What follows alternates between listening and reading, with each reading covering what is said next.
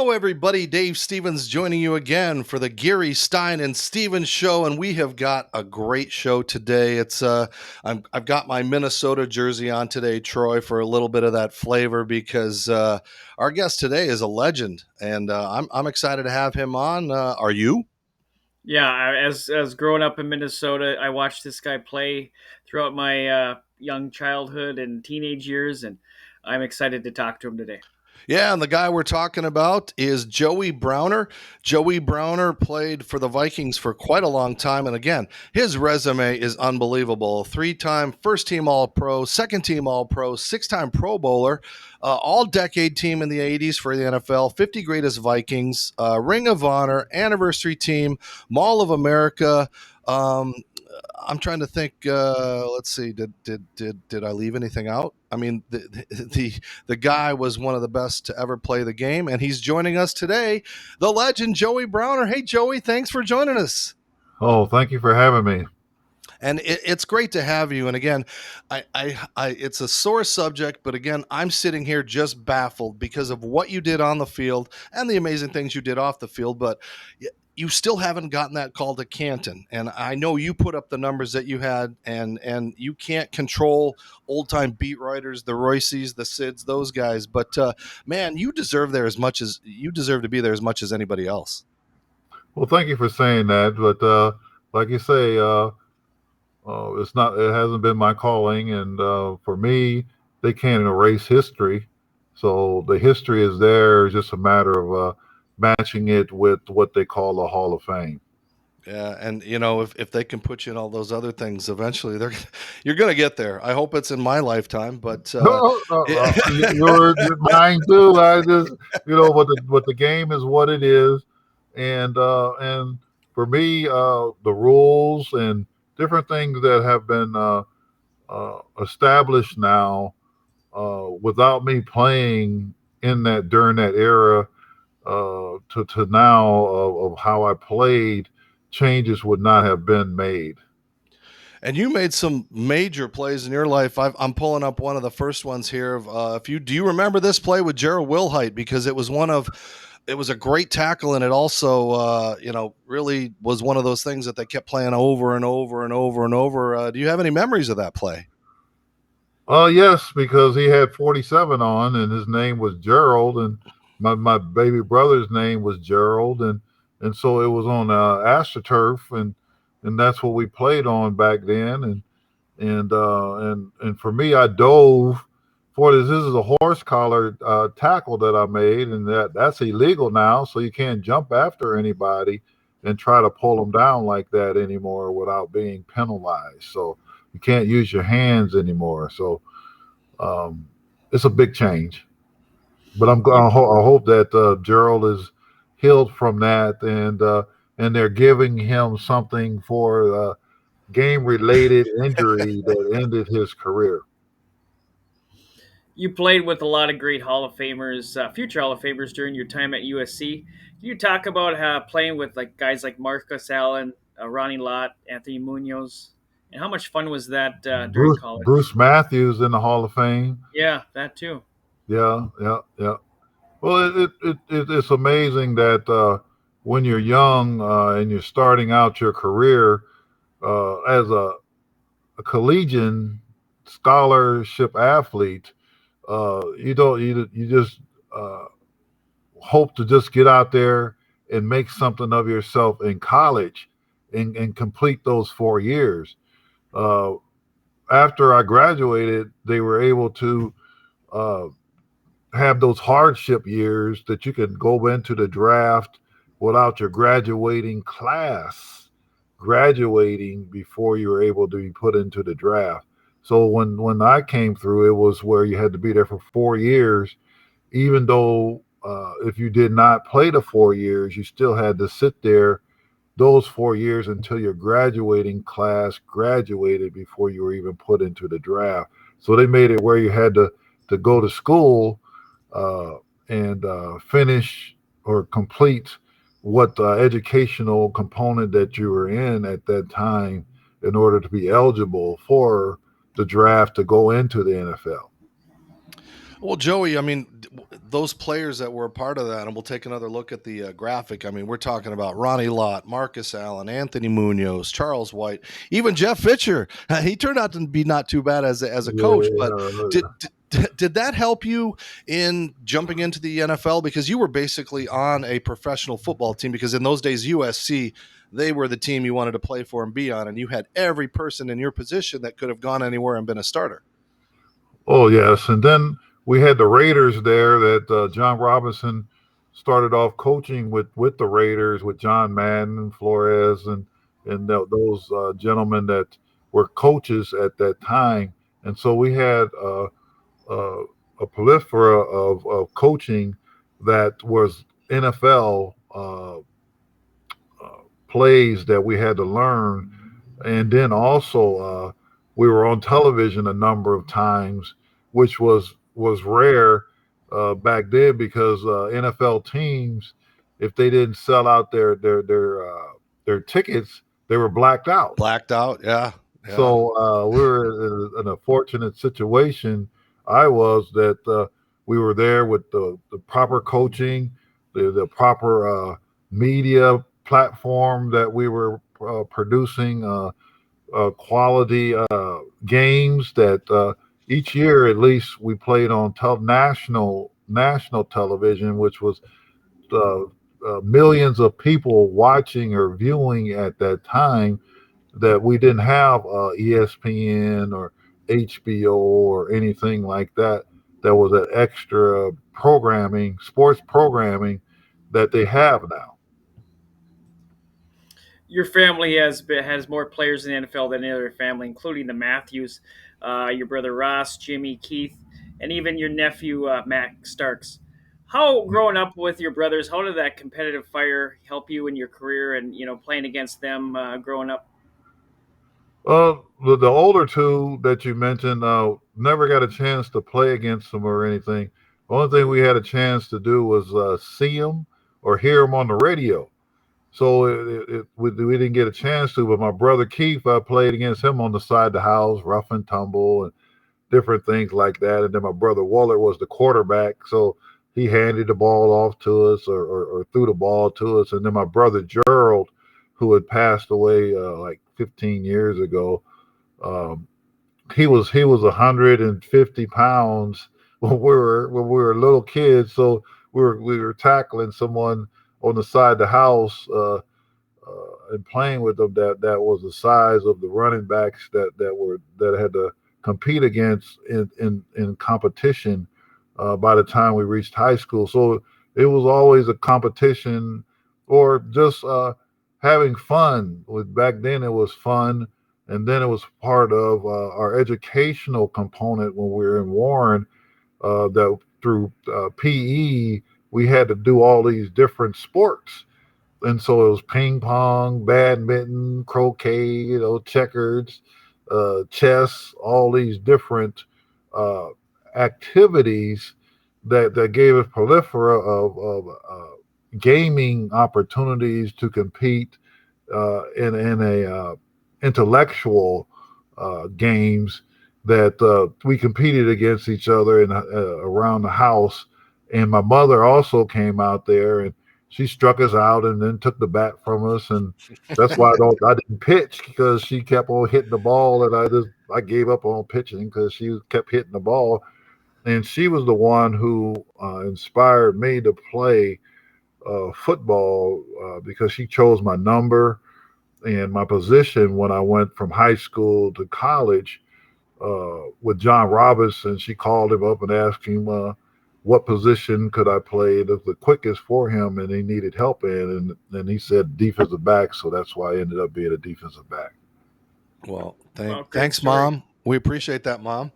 And I was just curious in those early days in Minnesota, especially as we talked earlier about your Hall of Fame. I mean, do you think that if you'd have had your career in, let's say, New York or Los Angeles or a bigger market, that you would have had more national exposure and people would know? I mean, everyone knew, your peers knew who you were, but do you think that might have played a part in the legacy of Joey Browner?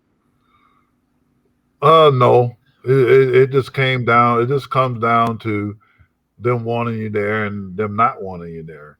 So it just came down. It just come down to uh, when the right time for me to be there. Well, we are glad you're there, and stay with us. We're going to come back right after this break and give you a little more insight in Joey's career. Troy has a question, and we'll bring Will in. So stay tuned, because guess what? You're watching Geary, Stein, and Stevens, and we are debuting the new Manscaped ad, so don't go away. Hi again, everybody. Dave Stevens here for Manscaped. And a year ago, right at this very location, I made an utter mistake. And because I was so sweaty and disgusting down here, that bee that I sat on didn't really appreciate that. But now I've got Manscaped. And right now, Manscaped is offering the Performance Package 4.0. It's arrived, and oh man, it's a game changer. Inside this package, you'll find the Lawnmower 4.0 trimmer, the Weed Whacker ear, nose, and hair trimmer, the Crop Preserver ball deodorant, Crop Reviver toner, Performance boxer briefs, and a travel bag to hold all the goodies. And of course, September closes out our Smooth Sack Summer and our end of summer mail. So don't get stung by the competition. Use the Manscaped products and your significant other might not behave, and they'll be the one calling you honey.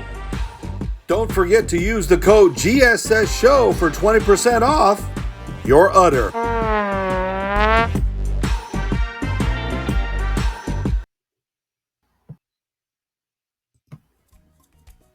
Want 20% off the world's softest, comfiest, best-fitting men's clothes? Well, Fresh Clean Threads has your back and your front and your sides with everything from tees, tanks, and Henleys to pullovers, polos, and hoodies. Get designer-based quality products without paying ridiculous prices. Everyone deserves to look good and feel good. Confidence shouldn't cost a fortune. Go to freshcleanthreads.com. Use the special code GSS Show for 20% off. Your order and your perfect fit awaits. All right, Troy. Well, let's bring in back Joey Browner for the next part of our show. And hey, we've got Will Stein joining us for a little bit. Hello, Will. How are you? And say hi to Joey. What's your question for Joey?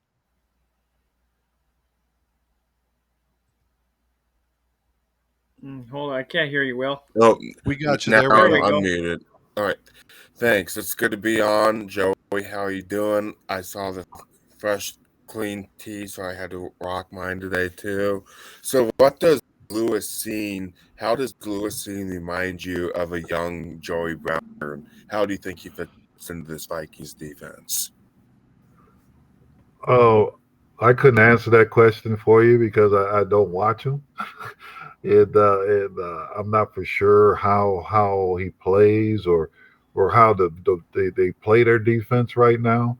But in terms of if he's going to play, special teams is where I really uh, started to see where I could fit in is how you play the special teams that Bud Grant said is how you're going to play the game. And so if he gets out there on special teams and start making a lot of plays on special teams, I ran as a gunner for the punter, and that was how Bud Grant measured how I was going to play in a game. So I'm not for sure how he would fit in, but he's got to make his own way. Cool. And what was your favorite? How was it like playing for Jerry Burns? And what did you like about his personality? Well, Jerry Burns was a old coach that coached for the team when they had their runs for championships and was in the Super Bowl, and so he was a no nonsense person.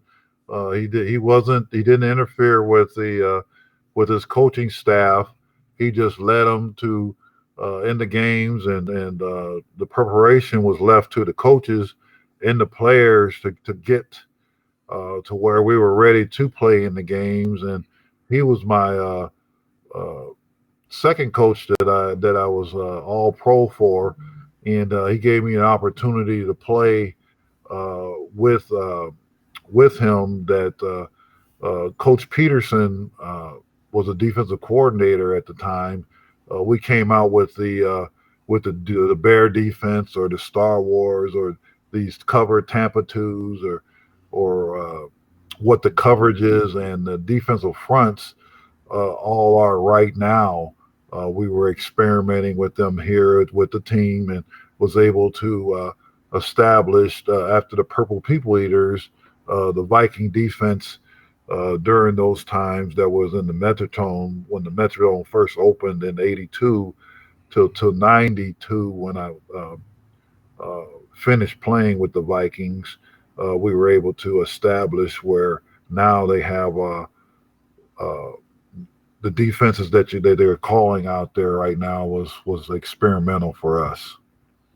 And I'd have to say, Coach Burns probably had every single dirty word in his vocabulary because it was always tough to get a good soundbite out of him because he was like, Yeah, I mean, yeah. that must have kept you guys laughing and rolling in the locker rooms.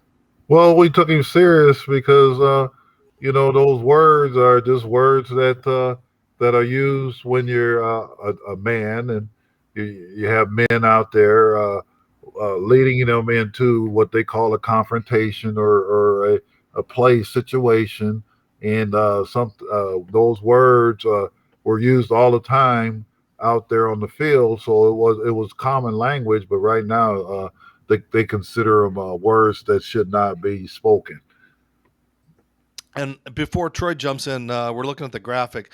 How much did being in that Ring of Honor mean to you for everything that you went through and the perseverance and almost getting to Super Bowls and not getting there and everything that went along with it? Well, it meant that I did something right, and my peers at the time, uh, they were the ones that voted me into the to play for them in the Pro Bowl over in Hawaii. They were the ones, the offensive players of the NFC, voted me over to represent them in that All Star game. So it's just a culmination of the opportunity to be on the field. Then my peers voting for me to be their representative as an All Star, and then in the end, life is good. You were a part of one of the greatest draft classes in 1983 with Jim Kelly, John Elway, Dan Marino, and you were drafted 19th overall. What was your expectation going into the draft, and did you know the Vikings were interested in you prior? My expectation going into the draft was that I wasn't going to get drafted because my brother Willard uh, did not get drafted coming out of college. So he was drafted by the White Sox to pitch. For me, I was just ecstatic that I went through Southern Cal for 4 years and was able to graduate from Southern Cal, but I wasn't expecting to get drafted at all because of my brother Ross was drafted number one by the Bengals, and then my brother Jimmy was drafted in the 12th round by the Bengals, and then my brother Waller didn't get drafted at all. So for me, it was just I was glad to finish 4 years at Southern Cal, and then looking forward to what was going to happen, and at that time the USFL was establishing where they were going to start their season the following year. So I was already in that regional or local draft. So, but I wasn't expecting to get drafted at all. So what was your favorite Sid Hartman story, and what kind of relationship did you have personally with Sid Hartman? Well, Sid Hartman didn't really have a personal relationship with him. He was always aloof. He let you know that he was the one that was a sports writer in this area. That if he didn't write something positive about you, you didn't get any ink in the paper. And he was the editor of the sporting department for the Tribune. So didn't really have a relationship with him, but I had a relationship with him where when you did something right and he needed to write it in his editorial, He'd talk to you, but if you didn't do anything, he didn't talk to you. Joey, was it wild to be in that Minnesota scene with so much going on with Prince and everything and the Twins? I mean, it was such an amazing era to be in Minnesota for sports. The Gophers were good. The Vikings were good. The Twins got to 2 World Series and won. So, do you have some amazing memories you could just share with us real quick about your time in Minnesota away from the football field? Oh yeah, when the Twins won their division for the first time, I had the opportunity and was blessed to greet them at home plate when they drove in on the buses when they won, and I was able to be there to greet them because it was great to be a part of that magic that happened during that time, to see Kirby Puckett, to see all these individuals who were able to put it together and win the World Series, and then be at the home plate for them to greet them when they got off the buses when they came back. That was a special moment. And then with Prince being able to sit there and be there in that magical time when music was pure, and it wasn't simple because it had to be played by the DJ in order for it to be heard at all, and we were able to have where this magic, or that his legacy started over there at First Avenue, and then Glam Slam around the corner, and then the Purple Rain, and all those different things that happened here, and then Janet Jackson coming into town, and establishing herself, the time, and all those different the sounds of blackness. So we for me, it was a time when what is happening in musical history, sports history, and then history uh, made me feel alive. And then going to college and learning about all the different things that have changed since going to college, that you just read in the books, and then now to live them. It just I'm just thankful that I was chosen to come to Minnesota and be a part of Minnesota history. Speaking of Minnesota, can you give us one of your fondest memories of the late Chris Dolman, who was a teammate majority of your career? Well, my fondest memory of Chris was when he was standing up as a linebacker, and then all of a sudden he was down in the 3-point stance, and he said, "Oh, what am I going to do?" I said, "Go get some sacks." And he went out there and established the number that was 22, I believe it is at the time. And we were in the huddle uh, when he was chasing that number, and he was tired, he was dog tired, and we looked at each other and said, what number is it that now?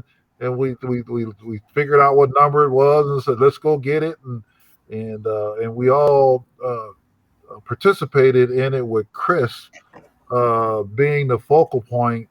And then when my mother passed, uh, he was the first one of the first ones to come up to me and said, I wouldn't have did that. I would have uh, uh, grieved for my mother and not come out here and play, but I'm doing it for you, and you're the part of my family. And so with Chris, it was a very special. He's a very special memory, and I was glad that I was a part of his life and the legacy that he left. And I'm glad that he was able to get into the Hall of Fame while he was still alive.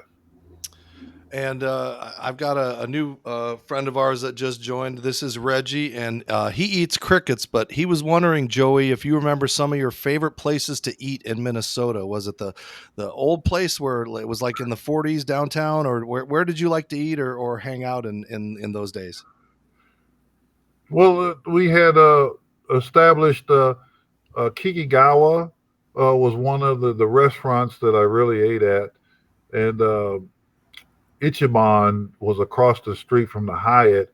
I would for 8 straight years I would get my game meal the night before going and play. I would go there and get the sushi that was there. They would always have it ready for me to participate there. But right now you have me where the OLD is messing with me. So I remember the name. I remember the name of it, but I can taste it on my lips, but I just can't. It won't. The spirit won't let me tell them where it is because it was always a special place for the families to meet after we were finished at the Metrodome to meet there. Oh golly. Um, all I remember is one. What, oh geez. That's all Yeah, right. I'm thinking Don Tana's, but that's in Los Angeles, in the Palm. But uh, here in Minnesota, I know it's down the street from where the Twin Stadium is, and all I can do is I can see the name of it, but I won't. Damn. Well, that's all right. Will, I know you got to go. You want to say bye to Joey real quick before you head out? Hey, I appreciate the opportunity to talk to you. Hopefully, I'll see you at a game at the U.S. Bank Stadium. And thank you for taking your time to talk to all three of us this afternoon. Well, this is the easy part, Just thank you for being the fan that you are, because without the fan, it would be no game. That's true. Well, thanks, Will. We're going to be right back. We got to pay some more bills. We'll end up with Joey, find out what he's doing now and what his charity and foundation is doing. So you're watching Geary Stein and Stevens as Will heads out. Stay with us. This is Pete Davidson from Manscaped. Surprise your girlfriend. Let's show them how hairless we could be, boys. Presentation matters. Don't make me get specific, because I will. Shave your dick. Shave it, baby. I got a hot date. I've been using this guy long enough to where I think it's time we went into business together. Meet the new face, among other parts, of Manscaped. Fresh Clean Tees was a shirt company. Over the years, you've asked us for more. We've listened. And now we're entering a new era with a new name. It's time for us to officially be the brand you've helped us grow into. We believe in our basics, from the first thread to the final stitch. We always have, we always will. The only thing that's truly changing is our sense of adventure. We're expanding our lineup by developing new, exciting products that largely come from customer requests. Customers like you are a huge part of who we are and how we got here. So we're still going to make fresh tees, but we're also going to make a lot of new threads inspired by you. In short, we just want to make clothes that you want to wear. So we're an apparel brand now. Let us reintroduce ourselves. We are Fresh, Clean Threads. All right. And thank you, Fresh Clean Threads, for being a part of what we do. And all of us, we, of course, have a support for the Geary Stein and Stevens Show by Manscaped. These products, I know we talk about them a lot, but this thing, I'm using it. It works so well. The light is great because, again, I got to keep my beard nice and trim. And Joey, you might want to, I'm not recognizing you with that big old kind of like Grizzly Adams type thing, but I'm telling you, with the light and everything and the Manscaped products that they've got and this stuff that smells so good on any part that you decide to use it on, if you do go lower, but I like to put it on my face. Troy, where do you use your Manscaped products mostly?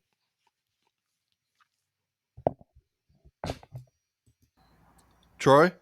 That's what I have on my face. It's a mirror reflection of what I am. When did you start growing that? How long was it, pre-COVID, or have you been doing it before that?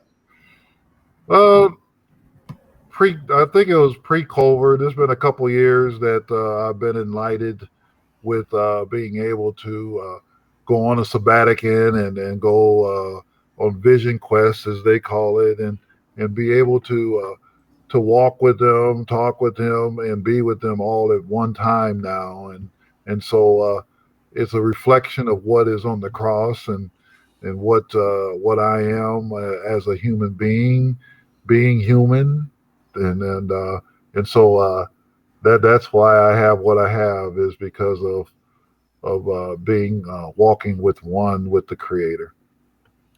And as we again take a look at some of the amazing plays for our viewers are seeing the video. For the listeners at home, you just have to realize that Joey made a lot of tackles, 37 career interceptions, and we don't even talk about the cool thing that the little records that you have that people don't realize, of course, would be the things that you did in the Pro Bowl. You were in the Pro Bowl a lot, and you also had, I believe, 3 Pro Bowl touchdowns back in the day.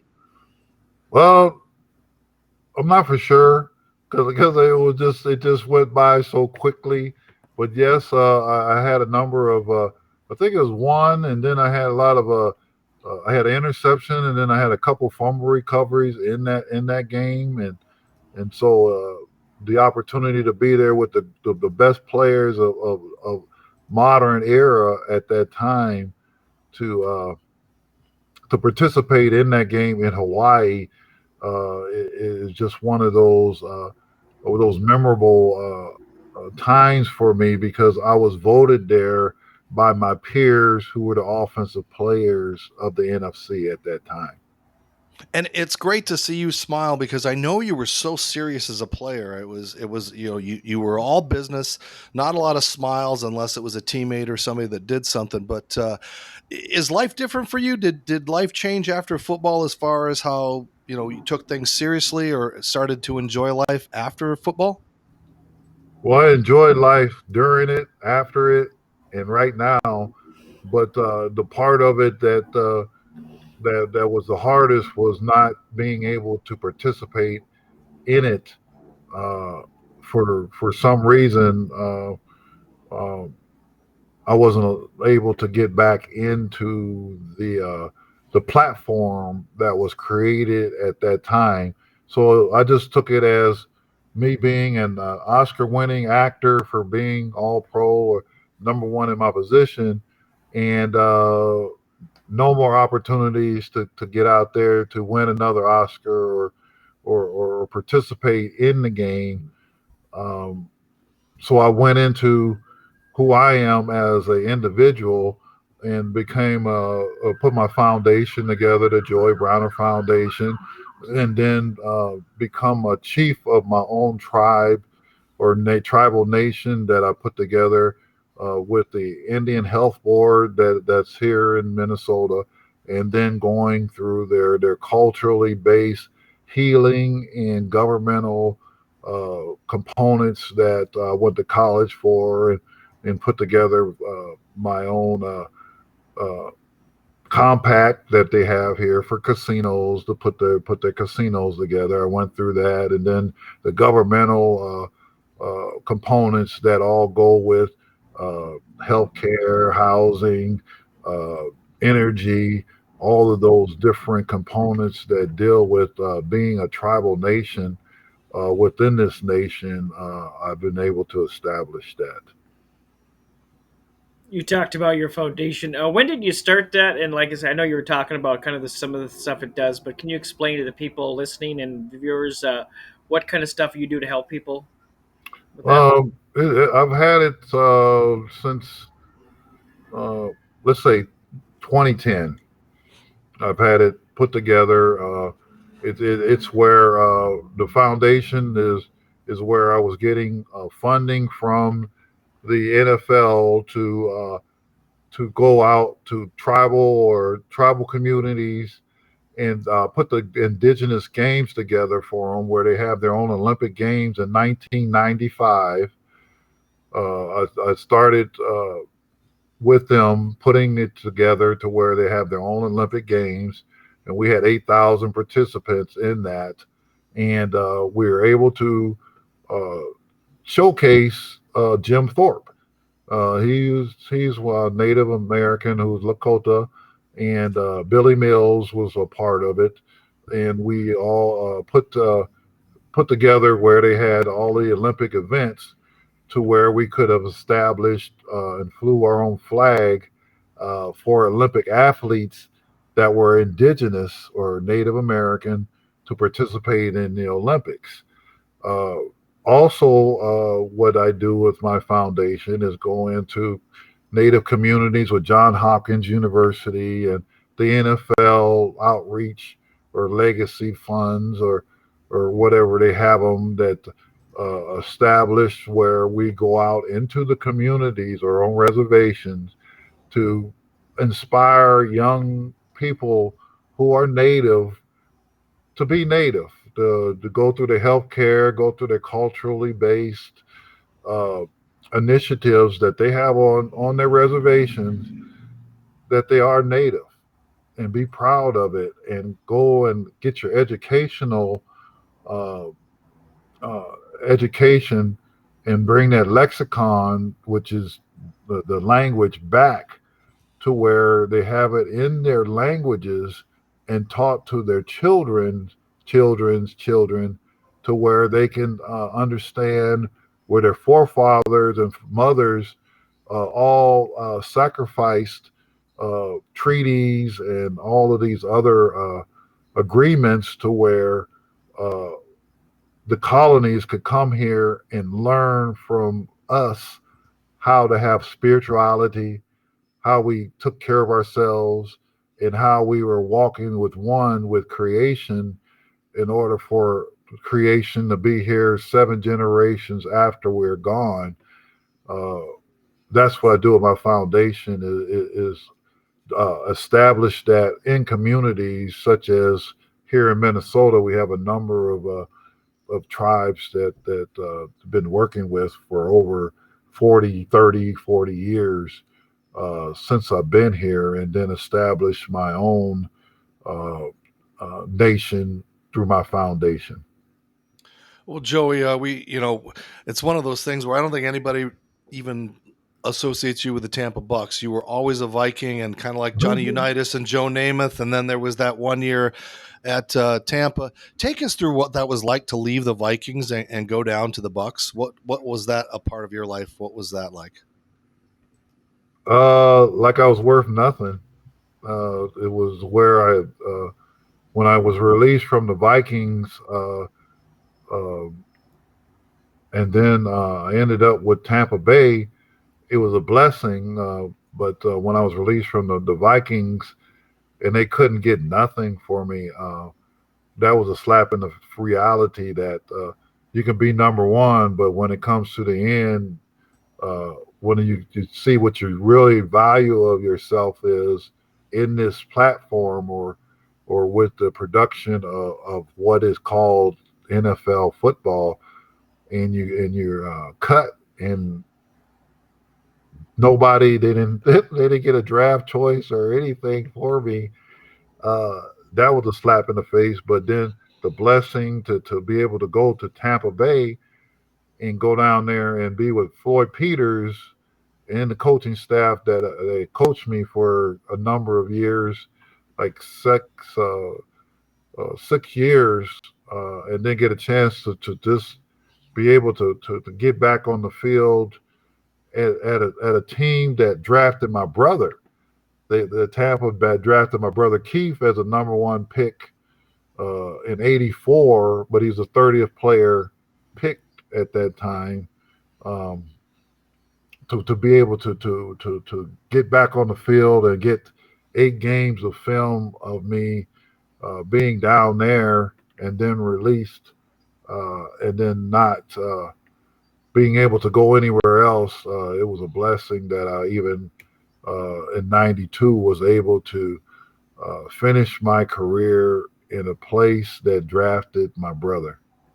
Oh, that's awesome. But the Vikings weren't known for making great choices in those days. And my last question to you is do you remember the Herschel Walker trade and the impact that it made on the Vikings and the Dallas Cowboys? Oh yes, it showed that it showed that when we wanted to make draft choice, make a move to get a player, we had the ways and means of getting him. And then also with that Herschel Walker trade, it showed that uh, Donald Trump was the one who negotiated the contract between the Dallas Cowboys and the Minnesota Vikings for Herschel to come here. And then for me to have Herschel come here, Herschel played with my brother Gerald in Georgia, the University of Georgia. So it was one of those, thank God it showed that uh, uh, Herschel was worth that kind of uh, chattel or players, and then also money. And then we also when we did that deal, they brought in Mike Merriweather also at the same time in a trade with the Pittsburgh Steelers. So it showed that we can make those moves and then also get players that was able to establish where uh, players were traded to where they can continue their careers through the trade, and then also the USFL, how we were using the USFL to get players, or but Herschel had went to Dallas and then to us uh, to make those moves and show that they had the ways and means of doing it. And Anthony Carter wasn't a bad USFL receiver, was he? Right? No, and then we got Gary Zimmerman and then Keith Millard. All of them came from the USFL. And so I chose the NFL over the USFL, and those individuals were able to get traded for, or players uh, with money to be traded to the Vikings, or Vikings traded somewhere else to get other players to establish that there was a monetary supplement for each one of those players. And then here I chose the NFL over all that, and I was worth nothing. After your career, you decided to make Minnesota home. What about this great state of Minnesota has made you decide to stay here after your career? Well, it's a great state. I mean, it's where individuals can vote themselves into positions to where they can make decisions that affect the community, which was, being African American, as they brought up in '92 that they were African Americans uh, in America, uh, and then being able to go through the judicial system, or the system of governance, to be able to establish where they can vote themselves into positions and be able to hold them for a number of years. Uh, it's also where uh, the Canadian and the French and the and American Indians were able to establish their rendezvous, their trading post here, and take it from here all the way down to New Orleans, or Louise through to Louisiana, or through the Mississippi River, being international waters.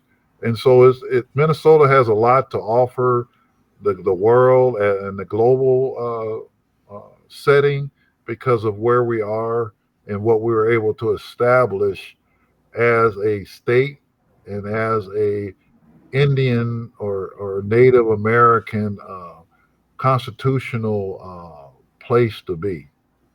And Joey, I know I said I had one more question, but this just came to me as we were talking. And, I played college football at Augsburg University, which was literally 3 or 4 blocks where George Floyd was murdered. Yes. And I'm wondering, you were a part of that. And again, what you've been through and being so close to something that just changed the country. What was that like to go through a place where you're proud to live, yet at that time, it was a black eye for a state that really didn't deserve it? Well, we're in a situation where um, we still don't have a species platform, or where we're considered human beings. That is up here, or when they say you want it, or manhunt, or that type of thing, or dead or alive. Uh, it was a situation where um, things happened It happened, and it just showed that we still got a long ways to go here in this whole country or the area that we're in. But we are able to overcome those situations and show that uh, you're human beings and make mistakes. And those mistakes, we had to correct them, and we have to correct them in a quick situation, and then also show our children that we can make uh, mistakes as adults. That we have to uh, take care of each other in a much better way than just treating ourselves as chattel or just expendable commodities in this society where we all have to live together. Well, Joey, we really appreciate you coming on today. As a native Minnesota, I watched your career from the start when I was growing up, and I'm glad that you took the time today to join us. We'd like to thank our sponsors: Manscaped, Coca-Cola, Pro Stance, Fresh Clean Teas, FanDuel, and Dave. Anything else? No, it was just great to spend a little time with you, Joey. I know you're a busy man, and they can check you out at the foundation is joeybrownerfoundation.org. Yes, sir. All right. And what do you got on your plate the rest of the day? Well, this was what the biggest part of the plate was being here at the table and being blessed to be here with you two and the And I other didn't make you participants. sing a Christmas song like I used to do when I was at KSTP. You were always a trooper, right? Oh my goodness! But I'll sing to my mother, and father for giving me the opportunity to be here in this space and being here in this time, and just I'm blessed to be a part of your podcast. So thank you so much. All right. And just like that great movie, Something for Joey, I hope that Something for Joey comes his way in a couple years and you get that call to the NFL Hall of Fame. You really deserve it, brother. And I loved watching you play. You were just a hard-nosed guy. You deserve to be in a couple of Super Bowls as well. You came down, I think, on the goal line and against the Redskins. But, Yeah. that's for another show. So, Joey, Yes, thank sir. you and take care. Troy, for you, for Will Stein, this is Dave Stevens. Continue to follow us on all social media platforms. And again, thank you to all of our listeners and viewers with the Disability Channel, Ability Media, LinkedIn, Facebook, Twitter, all of the podcasts, wherever you find it. I'm Dave Stevens. That's a wrap for now, but don't ever not listen to this podcast. We'll see you next time. Thanks again.